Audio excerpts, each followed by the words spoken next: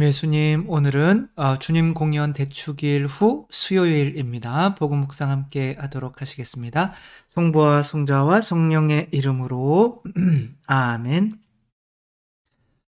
오늘 복음은 이제 5천 명을 먹이신 기적 이후에 예수님께서 혼자 산에서 기도하시려고 남으셨고 아마 밤새 기도하신 것 같아요. 근데 새벽에 제자들이 이게 노를 저어서 가도 사실 몇 시간이면 건너는데 아마 밤새 그냥 이렇게 노를 짓는데 맞바람이 쳐서 건너지 못하고 이렇게 있는 상황에서 예수님께서 이렇게 겁나게 무리를 걸어 오시는 거죠. 그러니까 제자들이 유령이다 이렇게 지금까지 예수님께서 5천 명을 먹이시고 분명히 예수님을 하느님으로 믿고 있으면서도 우리 마음 안에는 저분은 그냥 한 분의 사람이야 라는 게 이제 깊이 각인돼 있는 거죠. 근데 예수님께서는 계속 제자들에게 내가 하느님이거든 사람으로 보이려고 하는 거는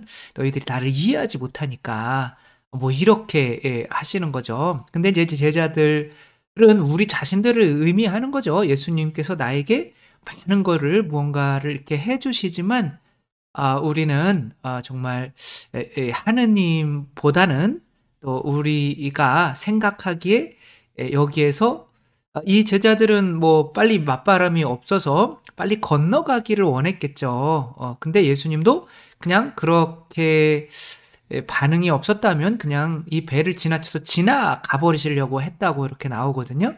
그러니까 우리들 또 과연 정말 살아가는 게 힘들고 어렵고 막 맞바람 치는 일이 많죠. 그렇죠? 아무리 노력해도 되는 일도 없는 것 같고 제자리 걸음인 것 같고 그럴 때 과연 우리는 예수님을 어떠한 모습으로 받아들이려고 하는지 또 한번 묵상해 보도록 하겠습니다. 마르코가 전한 거룩한 복음입니다. 예수님께서는 5천 명을 배불리 먹이신 뒤 곧 제자들을 재촉하시어 배를 타고 건너편 벳사이다로 먼저 가게 하시고 그동안 당신께서는 군중을 돌려 보내셨다.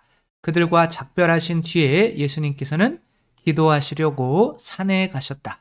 저녁이 되었을 때 배는 호수 한가운데에 있었고 예수님께서는 혼자 무태에 계셨다.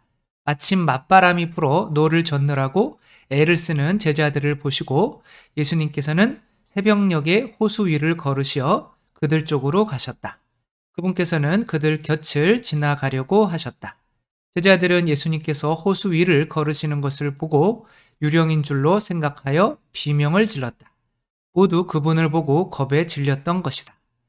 예수님께서는 곧 그들에게 말씀하셨다. 용기를 내어라. 나다. 두려워하지 마라. 그러고 나서 그들이 탄 배에 오르시니 바람이 멎었다. 그들은 모두 놀라 넋을 잃었다. 그들은 빵의 기적을 깨닫지 못하고 오히려 마음이 완고해졌던 것이다. 주님의 말씀입니다. 그리스도님 찬미합니다.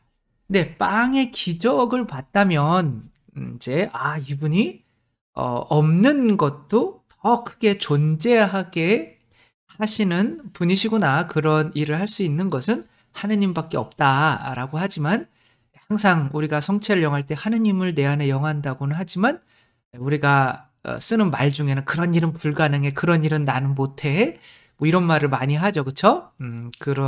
내 안에 하느님이 계신데 그래서 계속 우리들은 어떠한 싸움을 하고 있는 거냐면 이 예수님을 인간적으로 우리의 이익을 위해서 빵을 부풀리기 위해서 받아들이려고 하는 그런 모습과 혹은 예수님께서는 당신을 좀 원해달라. 나를 하느님으로 보고 나를 너희들 안에 좀 받아들여 줄래? 라고 하는 건데 우리들은 자주 예수님은 됐고요. 당신이 주실 수 있는 것만 빨리 주세요. 여기 바람 좀 멎게 해주시고 우리 뭐 배가 모터포트가 좀 되게 엔진 좀 달아주시고 뭐 이런 것들을 청하고 있으니까 우리가 청하는 저분이 하느님이셨나? 라고 그러면 깜짝 놀라게 되는 거죠. 그래서 우리가 예수님을 받아들이면 이제 사실 하느님을 받아들이면 그러니까 이 바람, 맞바람은 예수님께서 맞바람을 먼저 배에 타시기 전에 멈추게 하시고 배에 타셨을까요? 아니면 배에 타셨을 때 맞바람이 그냥 바로 멈췄을까요? 예수님이 배에 타시면 그게 멈추는 거거든요. 근데 우리는 예수님한테 계속 맞바람만 멈추게 해주세요. 이렇게 청한단 말이에요. 그렇게 되면 신앙이 정말 거꾸로 가게 되는 상황이 되는 거죠. 어떤 사람이 살아가다가 삶도 너무 힘들고 진짜 다람쥐 쳇바퀴 도는 식으로 내가 고생하는데 마누라도 날 알아주지 않고 또 그림을 너무 좀 별로 이렇게 좋지 못한 거를 골라서 그냥 제 얼굴을 보세요. 그쵸? 제 얼굴이 비슷하다고요? 그건 아니잖아요, 솔직히. 그쵸? 그래서 아무튼 이렇게 너무 힘든 상황에서 이제 다른 거 이게 별로 안 좋은 것 같아 진짜. 아무튼 그런 상황에서 요분이 이제 쿠엔 반 누구죠? 이분이 쿠엔 반 투안 추기경님이시죠. 그렇죠? 베트남 추기경님이시고 요한 바오로 2세의 어떤 고해 신부로서 이제 사시다 돌아가셨는데 추기경님까지 되시고 이제 아무튼 요분 이야기를 하려고 하는 게 아니라 이제 그래서 너무 힘들어가지고 이게 좀 도대체 인생의 의미가 뭘까를 좀 찾고 싶다라고 해서 이제 인생의 의미를 좀 찾아줄 수 있는 사람을 찾아 나섰어요. 그러니까 집도 절도 다 버리고 이제 떠난 거죠. 떠나서 돌아다니고 있는데 이제 어느 산에 정말 현자 똑똑한 사람이 있다라는 말을 듣고 그 산으로 이제 힘겹게 올라갔어요. 너무 힘겹지만 그래도 올라갔더니 현자가 따뜻하게 맞아 주었어요. 그래서 어떤 일로 오셨습니까? 돈 꾸러 오셨습니까? 이러지는 않으셨겠죠. 그쵸? 근데 어떤 일로 왔습니까? 그랬더니 정말 살아가는데 나는 뭐가 되는 일도 없고 의미도 없고 그렇다라고 했더니 그래요. 그러면 내가 이제 얘기 하나 좀 들려줄게요. 하이에나가 있었어요. 아까 하이에나 있죠. 그쵸? 이빨 막 무섭고 이제 죽은 짐승들 뜯어먹는 하이에나. 하이에나가 있는데 한 마리가 다쳤어요. 근데 하이에나는 움직일 때 항상 무리로, 그래서 사자도 함부로 하이에나 무리와 싸우지를 않아요. 왜냐하면 걔네들은 떼거지로 몰리기 때문에. 그래서 이제 그렇게 되고 있는데 만약에 사자랑 싸우다가 다쳤다. 그러면 이제 하이에나는 이제 도망갈 때 그 다른 하이에나를 데리고 가겠어요? 버리고 가겠어요? 그쵸? 버리고 간단 말이에요. 그게 어떤 하이에나의 삶이란 말이에요. 근데 이제 막 사자가 이렇게 싸우다가 한 놈이 이제 다쳤어요. 그런데 내가 물었는데 혼자 다른 놈들한테 이제 버려지고 있으니까 사자가 좀 불쌍하잖아, 이놈이. 그래가지고 그래가지고 이놈을 이제 자기 집에 데려와가지고 치료를 해줬어요. 근데 처음에는 너무너무 무서웠는데 사자 무리에 있는 게, 근데 사자들이 자기한테 다 잘 대해주는 거를 보고 몸도 회복하고 행복했다라고 이렇게 얘기를 하니까 그 사람이 오케이 알았어요. 그러면 제가 내려가서 한번 잘 살아볼게요. 그리고 이렇게 막 내려온 거예요. 그래가지고 자 이제 행복해지는 방법을 알았다.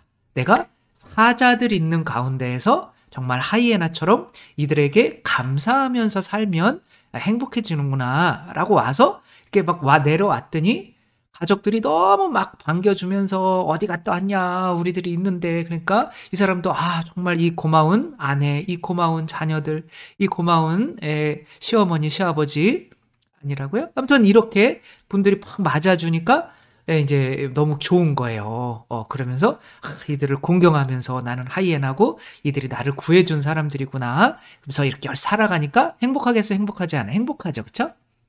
그래서 너무 행복한 건데 시간이 지나면서 이제 한두 달 지나니까 또 이들은 또 각자의 삶에 바쁘고 또 내가 있는지 없는지 또 아무도 신경을 안 쓰는 거예요.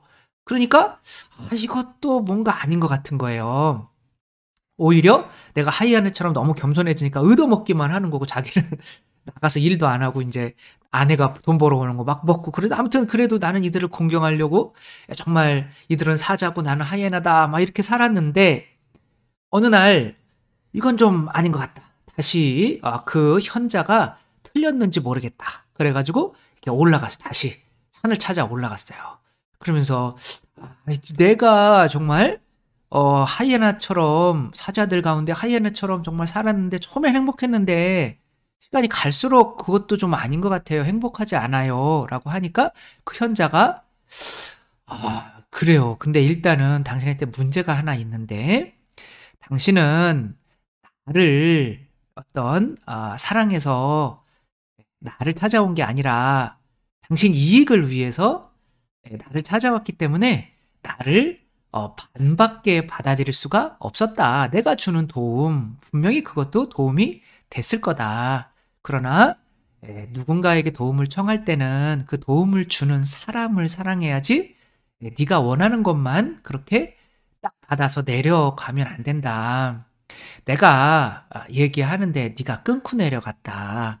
내가 실제로 얘기하려고 한 거는 하이에나처럼 살지 말고 사자처럼 살아라 라고 하는 말을 해주려고 했던 거다. 네가 나를 공경하고 나를 사랑했다면 이 말까지 끝까지 듣고 네가 내려가서 그러면 사자처럼 살아야 되는구나. 네가 일 열심히 해서 그리고 네가 강한 사람이 돼서 정말 내가 너에게 해준 그 사랑을 베푸는 사람이 됐어야지.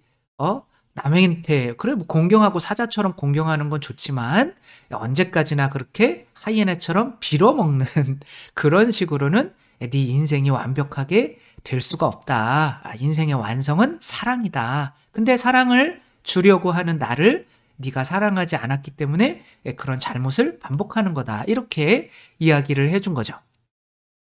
뭐 항상 하는 이야기지만 우리는 예수님을 진짜 사랑하고 예수님만을 원하는지 아니면 예수님이 주려고 하는 걸 원하는지 예수님이 하느님이라고 믿는다면 예수님을 사랑해서 예수님을 내 안에 모시면 예수님이 그때그때 필요한 말들을 해주실 거 아니에요. 그쵸? 그러면 내가 그때그때 그 필요한 예수님의 말씀 또 예수님께서 또 내 안에 하느님이 계신데 사실은 이거는 약간 이제 관상에 대한 어떤 이런 걸 설명할 때 좋은 거거든요. 그러니까 맞바람이라고 하는 거는 이 세상에서 나에게 몰아치는 많은 걱정, 근심, 생각들을 의미해요. 그 생각들을 내가 끊어내려고 자꾸 이렇게 노력하는 거죠. 그러다 보면 예수님이 안타까워서 오신단 말이에요. 니네 그 생각 끊어내는 거는 나를 받아들이는 거야. 근데 하느님을 내 안에 받아들인다? 그 분이 얼마나 부담스러운 분이냐면 하느님인데 인간이 되셔서 나를 위해서 십자가에 못 박히셔서 피를 흘리시고 침을 뱉음을 받으시고 모욕과 고통과 온갖 그런 거를 다 받아내신 엄청나게 부담스러운 분이란 말이에요. 그쵸? 나에게 내 대신 내가 정말 1억을 꿨는데 누가 1억을 갚아줬어요. 근데 그거는 고맙기는 하지만 그 사람이 내 옆에 있으면 부담스러워요. 그쵸? 계속 내가 그 사람한테 뭔가 해줘야 되기 때문에. 근데 그건 1억도 아니고 몇 조 원 우리가 꿀 수 없는 그거를 갚아주신 분이 내 안에 계시단 말이에요. 그거는 그분을 받아들이는 거는 너무 부담스럽단 말이에요. 계속 그냥 꾼 돈이나 좀 갚아주세요 하고 있단 말이에요. 그런데 예수님께서는 너희들은 다 필요 없어 나를 받아들여야 돼 라고 이렇게 물 위에서 이러고 있는 거죠. 그게 이제 예수님을 받아들이고 예수님을 내 안에서 보는 게 관상인데 아무튼 아까 구엔 반투안 추기경님은 베트남 공산화가 되고 13년 9개월 동안 독방에서 지내셨어요. 독방이라고 하는 것은 그게 독방이 좋은 거 아니에요? 저는 그런 생각이 들거든요. 차라리 다른 사람이랑 같이 자는 것보다 독방이 좋은 거 아니에요? 그런데 이 독방이라고 이렇게 혼자 있으면 미쳐버린대요. 왜? 내 생각 나랑만 계속 생각하다 보니까 미쳐버리는 거죠. 여러분이 이제 죽어가지고 딱 눈을 떴는데 관 속이에요. 근데 관 속에 나 혼자 있고 그냥 나는 무덤에 갇혀 있는 거야. 옛날에 그래서 드라큘라 뭐 이런 게 나온 거거든요. 그러니까 그 흑사병 걸렸을 때 이제 사람들을 바로바로 관에다가 해가지고 이제 넣었는데 이제 그 그거를 인제 파내 보니까 막 손톱이 다 빠져 있고 그런 거 이게 안에서 긁어 가지고. 어 그러니까 혼자 있는 건 좋은데 온 우주에 나 혼자라고 생각하면 그것을 견딜 수가 없는 거죠. 그렇게 미쳐 버리는 거죠. 그러니까 우리들도 삶을 살아갈 때 힘들고 어려울 때 그런 일 때문에 미쳐 버리는 상황이 발생할 수가 있는 거죠. 그때 그 미쳐 버리게 만드는 게 내 안에 있는 자아잖아요. 그죠?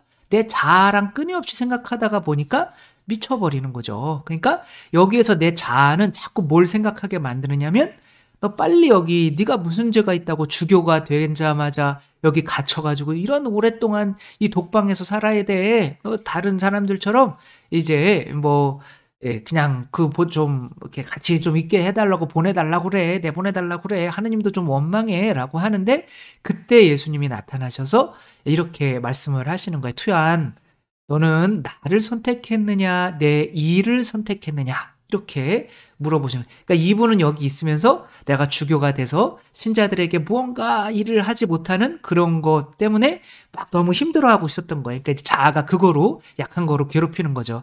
"너는 주교인데 밖에 나가 가지고 신자들도 돌보지 못하고 이게 뭐 하고 있는 거냐?"라고 할 때 예수님께서 "투안 너는 나를 선택했느냐 내 일을 선택했느냐?" 이렇게 물어보니까 내가 예수님을 선택하지 않고 내가 어떤 예수님을 통해서 어떠한 일을 하려고 하고 있었구나라는 거를 깨닫고 나서는 마음이 평안해지고 13년 9개월 동안 그런 평안한 마음 속에서 이렇게 물론 추방당해서 인제 바티칸으로 와서 인제 뭐 요한 바오로 2세 인제 피정 지도도 하고 고해성사도 들어 주시며 이제 생을 사셨죠. 우리들이 진짜 마음이 평안해지는 거는 정말 그런 예수님한테 이런 거 청해 봐야 소용이 없어요. 그쵸? 그거 내가 이 사람이랑 결혼하게 해 주세요." 그래서 결혼해 가지고 됐나요? 또 "이 사람 마음 좀 바꿔 주세요." "이 사람 좀 승진하게 해 주세요." 이 사람 또 자식 걱정 있고 언제까지 그렇게 맞바람과 계속 내 힘으로 예수님을 이용해 가지고 그러며 살아가겠어요. 그런 거로는 맞바람이 절대 멈추어지지 않는다. 그리고 그런 식으로 그분에게 내가 원하는 것만 청했다가는 계속 우리는 하이에나로 이 사자의 도움이 필요한 사람으로 계속 하이에나로 머물면서 다른 사람들도 나에게 도움을 주는 그러나 내가 감사는 하려고 하지만 그런 행복에는 한계가 있다. 내 안에 예수 그리스도께서 들어오시면 내가 사자가 되는 거예요. 더 이상 다른 도움이 필요가 없어져요. 모든 도움이 내 안에 들어와 있잖아요. 그쵸? 그렇게 되면 아무것도 청하지 않게 돼요. 그리고 다른 사람들을 위해서 살아가는 사자가 된단 말이에요. 그쵸? 그래서 우리가 아무리 신앙생활을 많이 해도 사자와 같은 신앙생활을 하지 못하고 하이에나와 같은 삶을 살아가게 되는 이유는 바로 우리가 예수님을 진정으로 받아들이지 않고 예수님께서 주시려고 하는 것만 청하는 삶을 살기 때문에 그런 거다. 물론 부담스럽고 유령처럼 너무 그렇기는 하고 그렇지만 예수님은 나를 위해서 목숨을 바치신 분이시다. 그리고 그런 식으로 똑같이 나에게 이 성체를 통해서 들어오려고 하신다. 나는 성체 영하면서 우리의 건강하게 해주시고 이번 대학 붙여주시고 혹시 이런 거 하고 있지는 않은지 그리고 나는 예수님 당신만을 원합니다. 당신이 나의 하느님이십니다. 나는 당신을 내 안에 태우겠습니다. 그래서 예수님만 내 안에 태우면 우리는 바로 사자가 된다는 거 생각하며 하이에나의 삶이 아닌 사자의 삶을 살아가는 우리 모두가 되었으면 좋겠습니다. 주님께서 여러분과 함께 전능하신 천주 성부와 성자와 성령께서는 여기 모인 모든 이에게 축복을 내리시어 길이 머물게 하소서. 주님과 함께 가서 복음을 전합시다. 하느님 감사합니다. 성부와 성자와 성령의 이름으로 아멘. 감사합니다. 사랑합니다.